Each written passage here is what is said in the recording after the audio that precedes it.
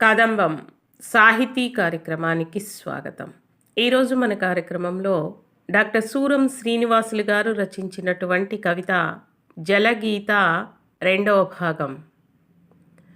వేల దాటే ప్రయత్నం తీరం తాకకుండానే బ్రద్దలు కావడం, మా నిరంతర బహిరంగ ప్రదర్శన దాటితే కరతాళాలతో అభినందించాలనో, భంగపడితే చప్పట్లతో వెక్కిరించాలనో మీరు గుమిగూడుతూనే ఉంటారు.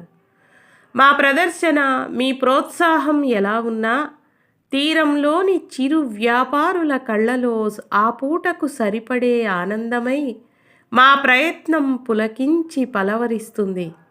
ఆ రాత్రంతా మరునాటి సాఫల్యం కోసం ఒద్దికలు దిద్దుకుంటూనే ఉంటాం. మా ప్రదర్శనకు విరామమే లేదట.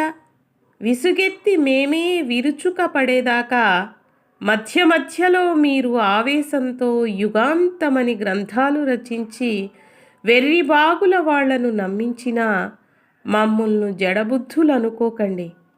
వ్యాపార రహస్యాలు మాకు తెలుసు.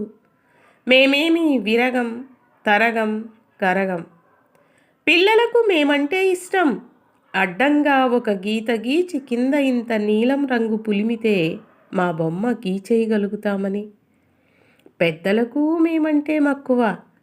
అడ్డదిడ్డంగా ఎలా మాట్లాడుకుంటున్నా మా ఇసుక కూడా మౌనంగా వింటుంటుందని.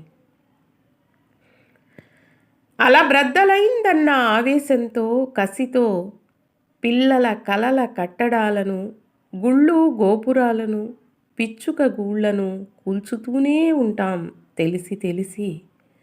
మా వెనుక ఉన్న ఒత్తిడి అలాంటిది. నిలకడెరుగని జీవన సంపుటి మాది.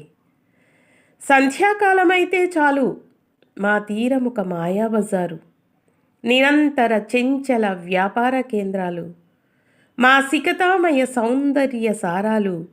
దిగుమతులే కానీ ఎగుమతులుండవు. అక్కడ తొక్కలే కానీ లెక్కలుండవు. ఎందరి అడుగుజాడలు మా ఇసుక బాటలపై పడినా, ఎందరి పాదాల స్పర్శ తడిసిన మా తీరాన్ని తాకినా ఏ ఒక్క అలకు శాంతి కలగలేదు. ఏ ఆక్రోశము ఇప్పటికీ ఆగలేదు.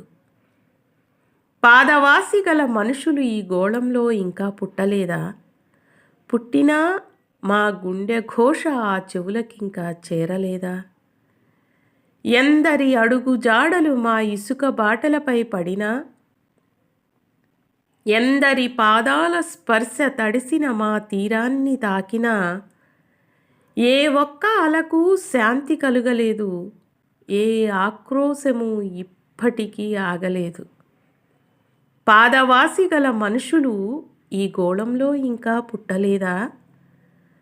పుట్టినా మా గుండె ఘోష ఆ చెవులకింకా చేరలేదా? విరిగిపడే ప్రతి అలా విశ్వమానవులకు ఒక విన్నపం చేస్తుంది. విరిగిపడే ప్రతి అలా విశ్వమానవులకు ఒక విన్నపం చేస్తుంది.